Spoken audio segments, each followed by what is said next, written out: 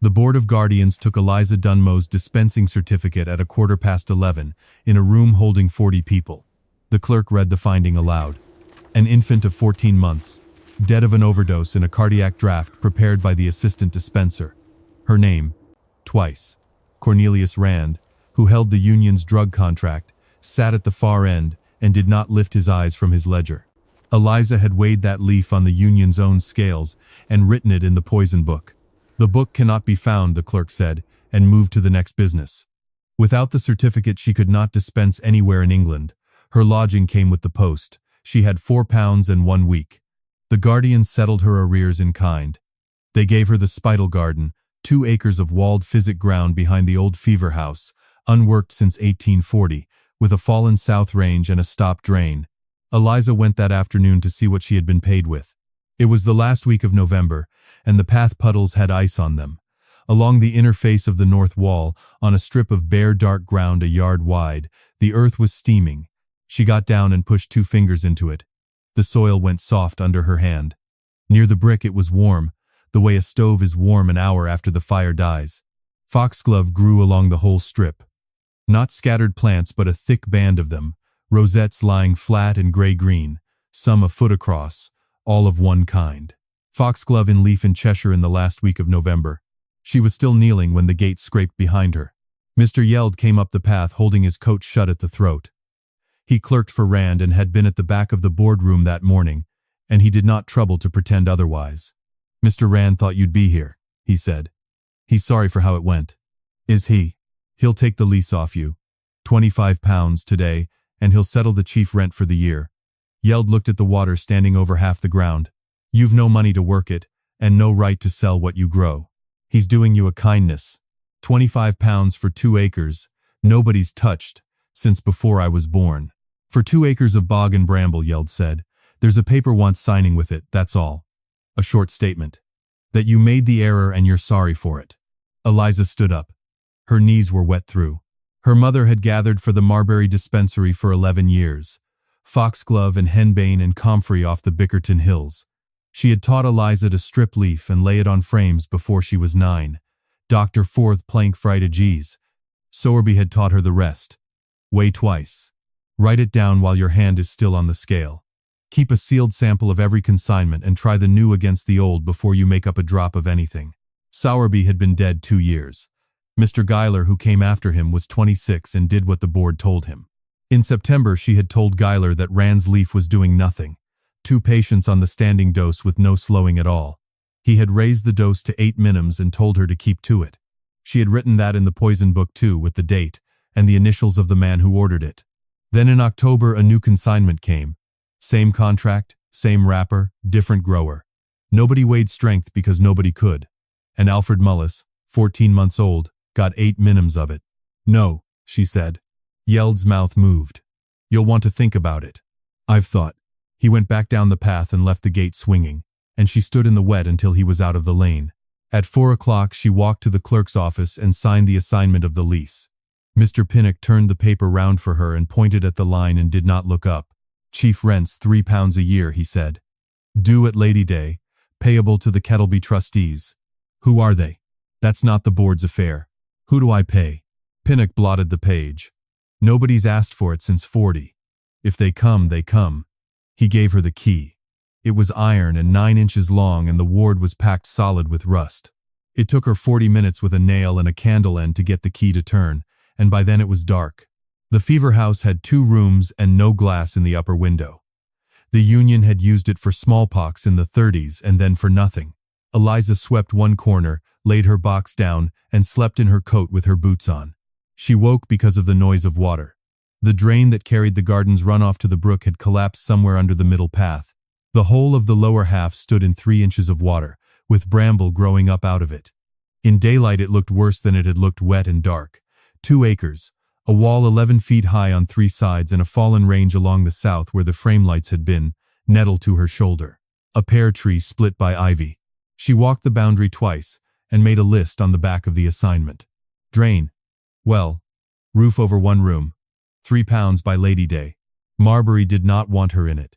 She learned that on the Friday, going in for a hasp and a pound of nails.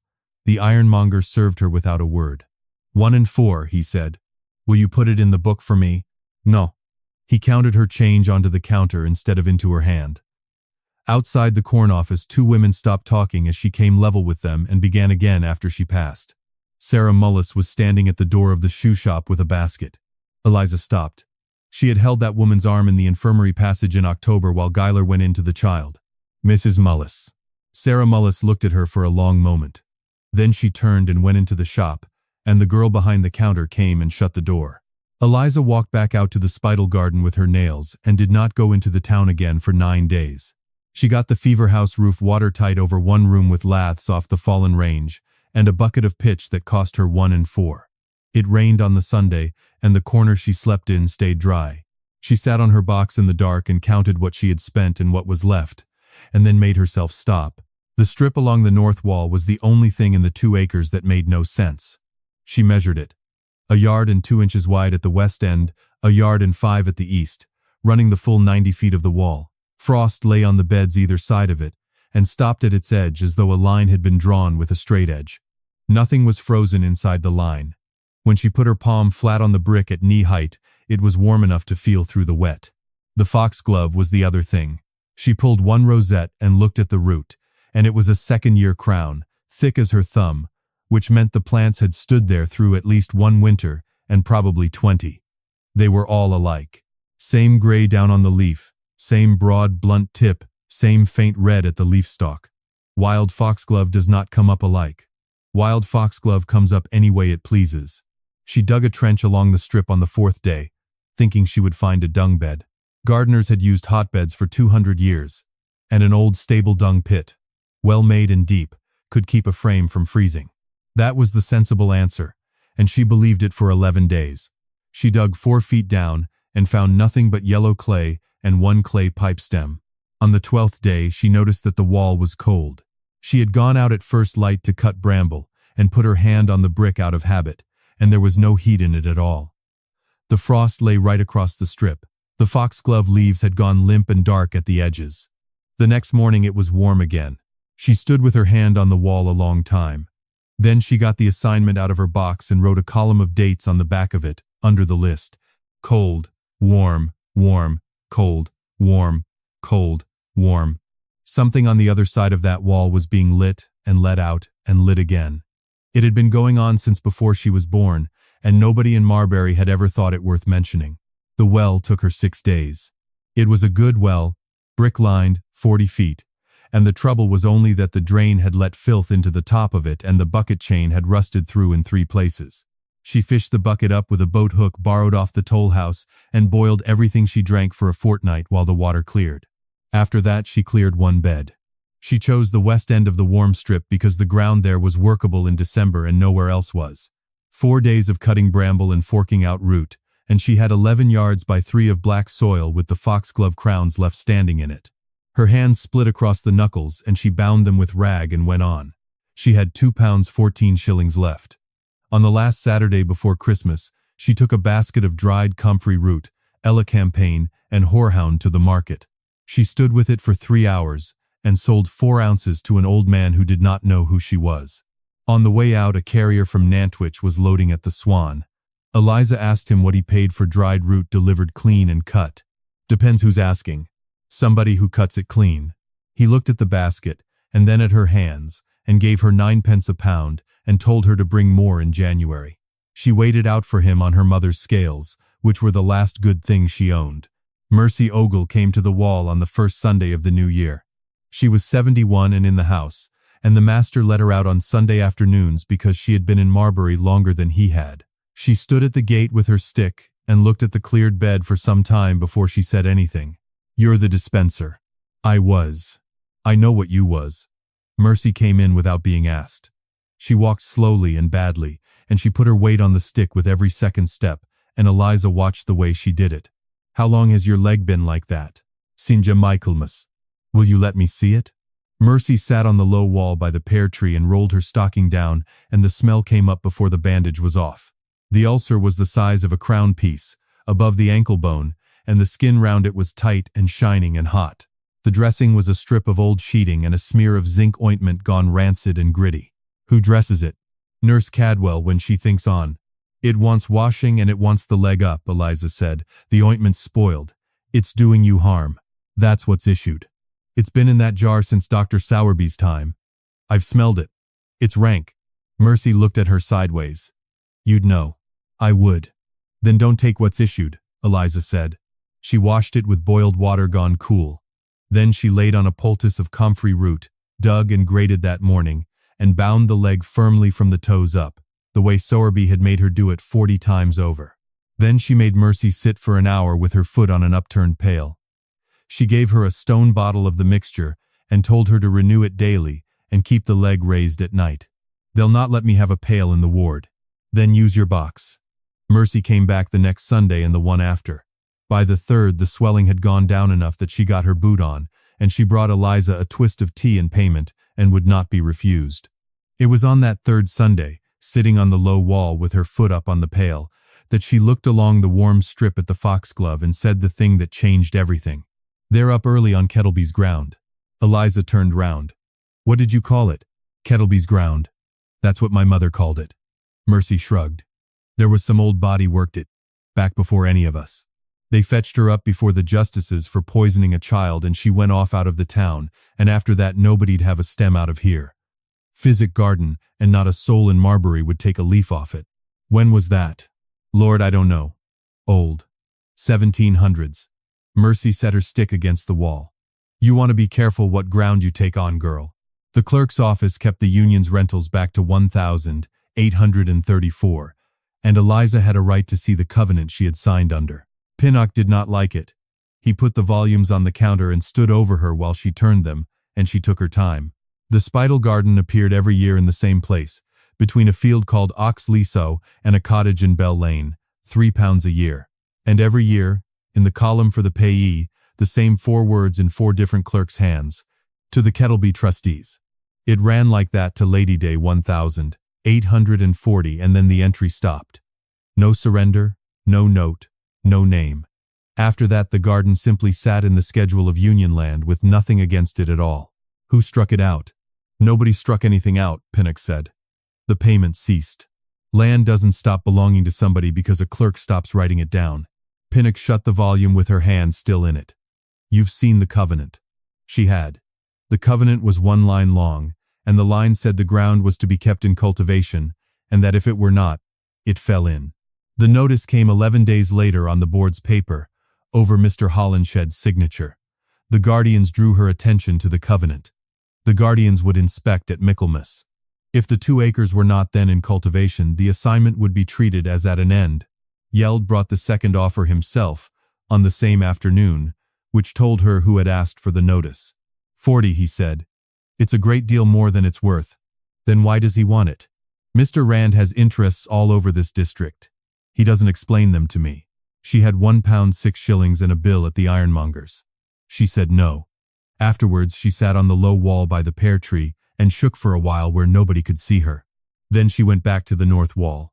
She had 4 weeks of dates on the back of the assignment by then, and the pattern in them was not weather. Warm on Tuesday, Thursday, and Saturday. Cold on Sunday and Monday, always. Whatever it was, it kept working hours. The lane ran round the outside of the north wall to a yard. The Marbury malthouse stood in it. Above the roof a kiln cowl turned in the wind with smoke coming off it. Reuben Whatcroft was in the doorway with his sleeves rolled. He was a heavy man of about 50 with a burn scar up one forearm, and he looked at her the way the whole town looked at her. I'm at the Spital Garden, she said. I know where you are. What days do you fire? He took his time. Tuesday, Thursday, Saturday. Why? Where does your smoke go? Whatcroft laughed once, without much in it. Up the chimney, girl. Which chimney? He stopped laughing. He came out into the yard and pointed along the roofline to the far corner of the garden wall. A square brick stack stood up out of the ivy at the east end, 80 yards from where they stood. That one, he said. Flue runs the length of your wall and out at the top. Always has. My father took the place in 29 and it was so then. He rubbed the scar. It draws better than any kiln in the county. I've never known why, and I've never touched it. Eliza looked along the wall. 80 yards of hollow brick with a kiln fire drawing through it 3 days a week. It had been doing that on the far side of her garden since before Mercy Ogle's mother was born. "Would you show me where it enters?" "It enters under my floor," Whatcroft said. "You'll not see anything." She saw it from her own side, 4 days later, and only because she was cutting ivy for firing. 2 feet above the bed, set into the brick and grown over so thoroughly that she had walked past it 20 times, was a cast-iron door 9 inches square with a ring handle. 40 feet along there was another. She counted 6 of them, the length of the wall, evenly spaced, everyone furred with soot at the joint. The first one she opened with a bar. It gave into a black horizontal duct as wide as her shoulders, warm, breathing steadily towards the east. The second door would not open until she had chipped the mortar out with a nail. She put the candle in and found that the duct behind it was not horizontal. It went down. The duct behind the second door dropped away at a slope and turned out of sight, and the candle flame leaned into it and did not go out. That meant air. Air meant a space at the other end. Eliza paced the wall from the door to the corner and back. Then she paced the same distance along the bed, stood on the spot, and put the bar in. 18 inches down she hit brick laid on the flat.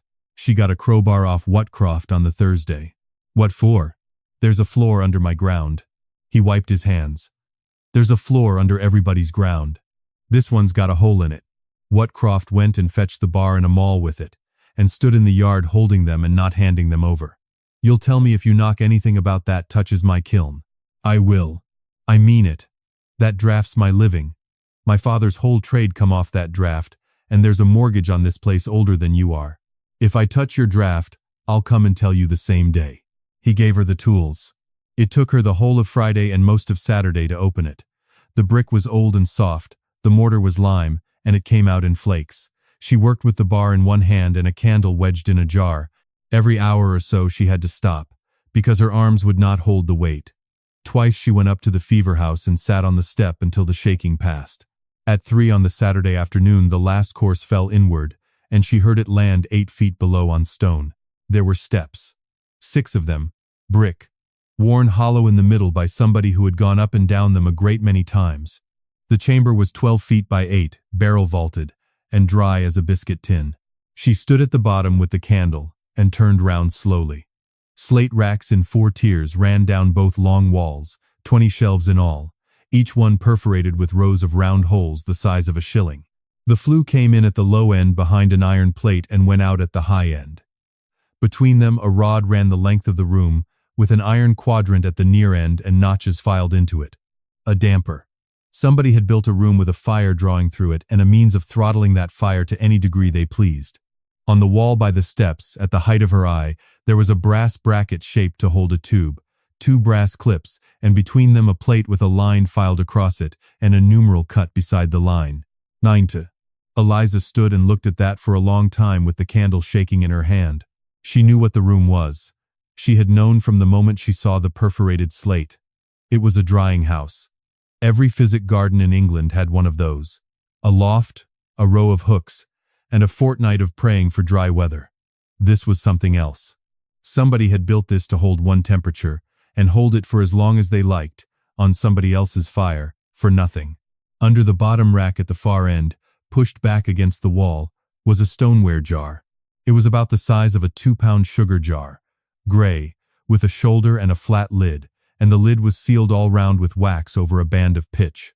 There was a paper label on the shoulder in brown ink, and the ink had not faded much at all in the dark. She carried it up into the daylight and sat down on the step with it in her lap and read it. Leaf of 1797, cut 20th June, dried at 90. Under that, in the same hand, 3 lines of small writing, and she had to hold it into the light to make them out. Not for sale. Not for the shop. For trying the new against. Eliza put her thumbnail under the wax and it lifted in one piece, brittle as a fingernail, and the pitch under it came away in a ring. She took the lid off. The leaf inside was whole, packed flat in layers with paper between, and after 70 years in the dark it was still green. In the second week of February, the workhouse infirmary had 4 cases of dropsy, and nothing that would touch them. Eliza heard it from Mercy, who had come on the Sunday with her ankles over her boot tops, and her breath short on the 12 steps up from the lane. "They've had me on the drops a fortnight," Mercy said. "It might as well be well water. How much are you getting?" "Whatever's in the glass." Mr. Guyler doubled it Thursday and doubled it again yesterday. Eliza made her sit down. She counted the pulse at the wrist for a full minute, and then again because she did not believe the first count. It was going at over 100 and it was irregular, and the swelling had come up past the knee. Mercy. Does he know it isn't answering? He knows. He's frightened of it. Mercy pulled her stocking straight. There's 2 in the men's ward worse than me. That night, Eliza sat in the fever house with the jar on the table in front of her and did not go to bed. She had perhaps 11 ounces of leaf. It was the only leaf of its kind in England that she knew of. It was the whole of her evidence, the one physical thing she had that no clerk could mislay, and every grain she used was gone. And she had no certificate. To make up a dose and put it into a pauper's hand was an offense she could be prosecuted for. The guardians were inspecting her ground at Michaelmas. Rand's clerk had been at her gate on Tuesday with £60 and a paper to sign. She went down into the chamber at 6 in the morning with a candle and took out a small quantity. Reaching under the bottom rack, her fingers found a stiff paper wedged flat against the wall. It was a single leaf out of a book, torn at the spine, brown at the folds, ruled into 4 columns in brown ink. Date, drops, a number, initials. October the 9th, 1797. 4 drops, 61. J.K. October the 10th. 4 drops, 58. J.K. October the 12th. 6 drops, 52. J.K. Eliza sat down on the brick step with the paper in her hand. Sowerby had made her keep a book in that form for 2 years. He said he had it from a physician at Chester. Any fool could weigh a drug, he told her, and only a careful woman could measure what it did. Somebody had been sitting in this room in 1797 counting her own pulse. She made the infusion that morning to the proportions Sowerby had taught her, and at 11 o'clock she took the first dose herself. Nothing happened for 3 hours. Then her pulse, which she had counted at 74 all winter, came down to 66. By 4 in the afternoon it was 54 and she was sick twice into the yard drain and had to hold the wall. She wrote every count down as she took it, with the time against it, in a ruled book she had made out of the back of the assignment. It was 4 times the strength of anything the Union had bought in 2 years. She gave Mercy Ogle her first dose on the Wednesday, a quarter of what she had taken herself, and stayed with her in the fever house until 9 at night, counting the pulse every hour. By Friday, Mercy had passed so much water that the nurse asked what she had been eating. By Sunday, she got both boots on. Mr. Guyler came out to the Spital Garden on the Tuesday afternoon. He came on foot, without his bag, and he stood inside the gate as though the ground might be unsafe. Mrs. Ogle's diuresis is remarkable, he said. It is. I've reduced her tincture twice and she continues to improve. He turned his hat round in his hands. Miss Dunmow, she is a very talkative old woman. Eliza put the fork down. You have no certificate, Guyler said. You are dispensing a poison to an inmate of this Union. If she dies, I am ruined, and if she lives, I am still the officer who let it happen. His voice went up at the end and he heard it and stopped. Then come and see how it's done, Eliza said. Come and look at the book. I can't look at the book. He was already stepping back towards the gate. I have to report it. You must see that I have to report it. The summons was served on the 4th of March. Dispensing and selling a poison, not being a person duly certificated, at the petty sessions on the 26th. Eliza read it standing in the gateway, and then went back to her seedbed, because there was nothing else to do with it. She had spent February lifting the Kettleby crowns and dividing them. 406 young plants set out in rows along the warm strip and watered in. Every one was a piece of a root that had grown on that ground since before the trial of the woman who put it there. They would run up in May, and she would cut the leaf in June. If the June cut dried as the jar leaf had dried, she would have something no chemist in the county could match. On the 11th of March the kiln did not fire. She noticed at 8 in the morning, when she went out to the wall out of habit and found the brick cold on a Tuesday. By the Friday there was frost on the strip for the first time since she had come, lying right up to the wall in an unbroken sheet. Whatcroft was in his yard with the doors open and the kiln floor swept bare. He did not look at her when she came in. You said you'd tell me if you touched my draft. I haven't touched it. No. He put the broom against the wall. No. You haven't. He told her the rest in about a dozen sentences. The mortgage on the malt house had been with Ellerby's bank at Nantwich since his father's time, £90 standing on it, and the interest paid every half year for 38 years without a day's default. In January the bank had assigned it. On the 2nd of March, the new holder called in the whole of the principal at 1 month's notice. Whatcroft went to Nantwich to ask for time, and was shown into a room where Cornelius Rand was sitting. He was very civil, Whatcroft said. He said he'd not turn me out. He said he'd take the place and keep me on at wages. And there'd be no firing till the kiln's rebuilt, and he can't say when that'll be. He's not rebuilding anything. I know what he's doing. Whatcroft's hands were shaking and he put them in his pockets. He come out and looked at my flue. Walked the length of your wall on my side with a stick, tapping. Then he went off and bought my paper. He looked at her at last. What's in that wall, missus? What have I been heating for 38 years? The frost held for 3 nights, the 18th, 19th, and 20th, and it went down 4 inches. She went out on the morning of the 21st and walked the rows. The young divisions had gone black at the crown where the frost had got into the cut surface of the root. She lifted 11 at random along the line, and 8 of them came away rotten and stinking in her hand. She counted what was left standing green. 132 plants out of 406. On the 22nd, somebody came over the south wall in the night. They had gone straight down the steps into the chamber, which meant they had known it was there, and they had taken nothing off the racks because there was nothing on them. The jar was gone off the bottom rack at the far end. Whoever it was had left the crowbar they came in with lying on the 4th step, and Eliza picked it up and found the maker's stamp of the ironmonger in Marbury on the shank. She sat down on the steps in the dark, with the bar across her knees. 7 ounces of leaf, which was all Mercy Ogle had left her, the paper label with the date on it, and the hand, and the words in brown ink. The one thing she could have set in front of a bench of magistrates and said, "This is what it should be, and that is what he sold us." On the 25th, Lady Day, the chief rent of £3 fell due on the Spital Garden, and nobody came for it, because there was nobody left alive who knew they were entitled to ask. The petty sessions were in a fortnight. The board's inspection was in September. The kiln was cold and the flue behind the iron doors had stopped breathing altogether, and when she put the candle to the opening, the flame stood straight up and did not move at all. The bench adjourned her to the 23rd of April.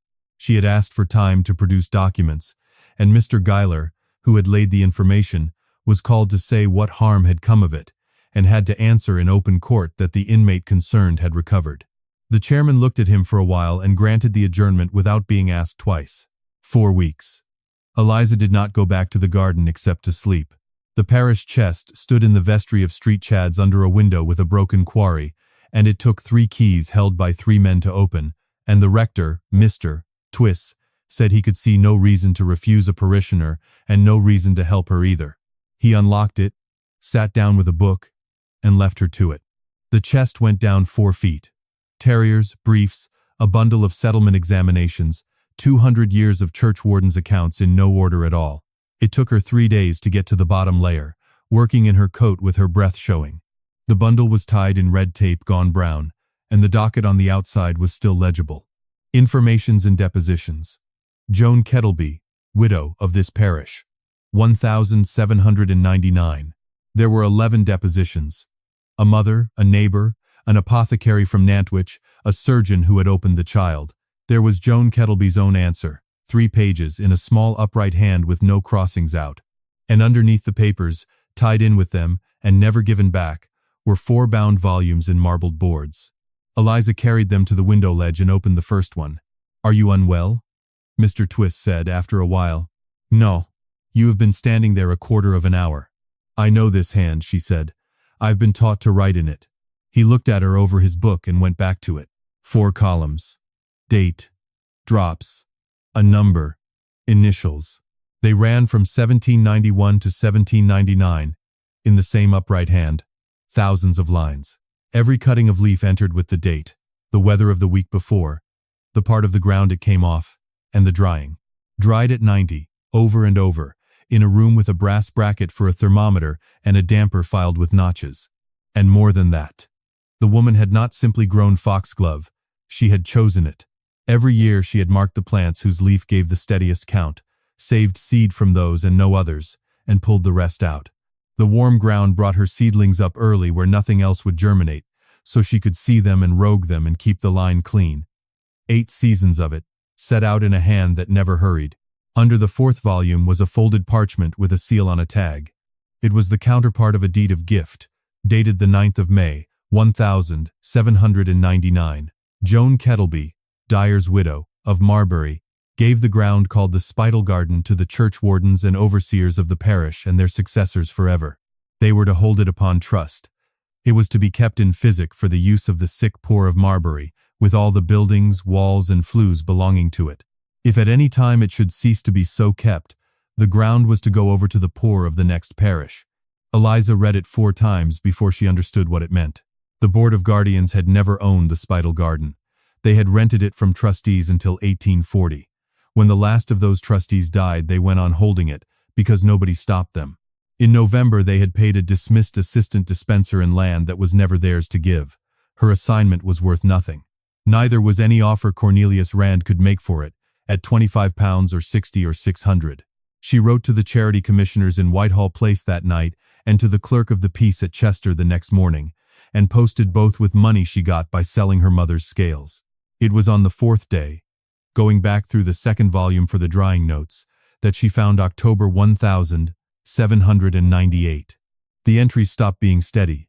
A consignment brought in from a dealer at Chester entered as bought because the season had failed her. 4 drops, 78. 4 drops, 81. 6 drops, 80. 8 drops, 79. The counts would not come down at all. Then a fresh parcel came from the same dealer in the 2nd week of November. The next line was 8 drops, 49. The line after that was in a hand that had lost its evenness for the first time in 8 years. 2 days later, a child in Marbury was dead, and Joan Kettleby had weighed the dose herself, and written it down, and been informed against for it. The summons was dismissed on the 23rd of April, after Mr. Twiss carried the 4 volumes into court, and the bench spent 40 minutes reading them. The kiln stayed cold all summer, so they made their own fire. Whatcroft was on Rand's wages, and had nothing to do with his days. He came up the lane in the 1st week of June with a barrow of fire brick, and did not ask whether he was wanted. They opened the iron plate at the low end of the chamber, and built a throat in it the size of a bread oven. The old stack at the east corner pulled for them. It drew badly for 2 days, and then it drew. Eliza cut the leaf on the 11th of June off 132 plants. They fired the chamber for 11 days and 11 nights, 4 hours on and 4 off. A thermometer borrowed from the infirmary stood in the brass bracket. Whichever of them was not feeding the fire slept on the steps. 9 pounds and 4 ounces of dry leaf, green as the day it was cut. The crowbar took her to the ironmonger's day-book, and the day-book took her to Yeld, who had been turned off at midsummer and blamed for a business he had been sent to do. He heard her out on his own doorstep at Nantwich with his arms folded. "You'll say I broke into your ground. I'll say who bought the bar." Yeld looked down the street for a while. "He never told me to take the jar," he said at last. "He told me to see what was down there. I took it because it had writing on it." Then, in a different voice, "I've kept every scrap of paper that man ever put his name to. 11 years of it. Do you want to know what I've got?" The Charity Commissioner's inquiry sat in the Marbury boardroom on the 12th of September, in the same room, at the same table, with the same 40 people in it. Mr. Skeet took it. Dr. Carrick, the county's medical officer, sat at his right hand with a brass microscope and 3 glass jars in front of him. The jars were sampled and sealed in the room. The Union's current stock. A parcel taken by the inspector out of Rand's warehouse at Nantwich 4 days earlier. And 9 ounces off the Spital Garden's June cut. Carrick worked at it for half an hour while nobody spoke. He weighed out the Union stock and picked it over with tweezers, and read what he found into the record. Stalk, 1 part in 3. Leaf of great mullein, distinguishable under the lens by the branched hairs. Leaf of plantain, foxglove leaf present, brown at the edge, cut late and dried in a loft or a barn. He held the slide up and passed it down the table, and made every guardian look through it. Then Mr. Pinnock was required to produce the poison book, and could not. And Yeld stood up at the back of the room with it under his arm. It went to Skeet. "Skeet, read out the entry for the 11th of September 1866, where the assistant dispenser had recorded the standing dose raised to 8 minims by order of the medical officer, with Guyler's initials against it." He read out the entry for the 9th of October, where a new consignment had been received under the same contract. He read out the entry for the 17th, weight, dose, and hour, in Eliza Dunmow's hand, exactly as the standing order required. Rand's delivery book was produced under the inspector's requisition. 2 growers, 2 prices. 8 shillings the pound for the parcels sent in the spring, 15 and 6 for the parcels sent in October, entered in his own hand. He had never in his life written off a consignment or let a farthing go unrecorded where his partner Loach might see it. Skeet asked him to explain the difference in price. Rand said that quality varied. Quality, Carrick said, or strength? Rand did not answer that, and the room heard him not answer it. Sarah Mullis was standing at the back by the door. She had been there since the beginning and nobody had noticed her come in. She said, into the quiet, "Then who killed my son?" Carrick got up. He said that in his judgment no one in that room had killed her son. He said her son had been given a dose that was correct for one leaf and fatal for another. Until the trade could say what strength the drug was, he said, it would go on happening in every parish in England. He had seen it 4 times in his own career. Then he sat down, and Skeet turned over the deed of 1,799 that was lying in front of him and asked the question he had come to ask. Who are the trustees of this charity? The commissioner's scheme was sealed in January and appointed 5 trustees: the rector, the 2 churchwardens, Dr. Carrick, and one of the guardians who had voted against the assignment in the first place. The Michaelmas inspection never took place. They advertised for a keeper of the ground and had 1 application. Eliza Dunmow was appointed at £30 a year, the house, and 1/3 of what the garden sold beyond the parish supply. The Fever House got a roof, a floor, and 4 windows in February, and she slept in a bed for the first time in 14 months. By the middle of March, the drain was open, and the lower acre had come up out of the water. 900 plants stood in rows running the whole length of the north wall. Whatcroft fired 6 days a week now. The flue belonged to the charity, which had come as an unpleasant surprise to Cornelius Rand in October. The malthouse went back on the market before Christmas, at a good deal less than he paid for it. Whatcroft bought it with the trustees standing surety, and the charity paid him 1 shilling a week towards coal for the Monday firings that the garden wanted and the malt did not. He came up the lane most evenings to look at the chamber thermometer and complain about the price of barley. 90 again, he said, on the first Monday of the season. It's never off 90. I don't know how she got it there without me. She had a kiln. She had my grandfather's kiln. He put his hands in his pockets, pleased with himself. There's a thing to tell them at the Swan. Mercy Ogle came out of the house on outdoor relief in November. She sat in the sorting shed 6 days a week at 4 shillings, picking stalk out of the dried leaf, her stick against the bench and her leg up on a box. She was still doing it 2 years later. There were 5 women in the shed by April and 11 at the June cut. Sarah Mullis came to the gate in the 2nd week of February. She stood outside it for some while before she came in. They say you want gatherers. I do. I'll not work in the shed with people talking at me. Then work the beds, Eliza said. It's 4 shillings either way. They did not speak about the boy that day, or for a long time afterwards. When they finally did, it was over a bench of seedlings on a wet afternoon, and it lasted about 2 minutes. Sarah Mullis was still there at the harvest of 1,871. Mr. Guyler kept his post. The board censured him and did not dismiss him, which was about right. He came out to the garden in the spring and asked, in a stiff voice, whether he might see how the standard was kept. Eliza took him down into the chamber and showed him the book, the racks, and the notches on the damper quadrant. He came every month after that. From the autumn he countersigned each parcel with her before it went out, and she found she did not mind it, and then found that she wanted it, which took her longer to understand. Rand was fined £30 and costs at Chester for selling an adulterated drug, which he could afford.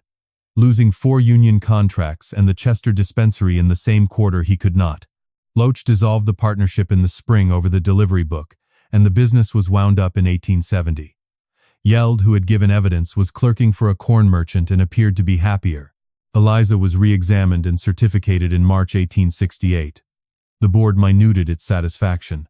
Nobody apologized, and she had stopped expecting it, and by then the thing had gone past her anyway. The parish supplied itself and 3 parishes besides.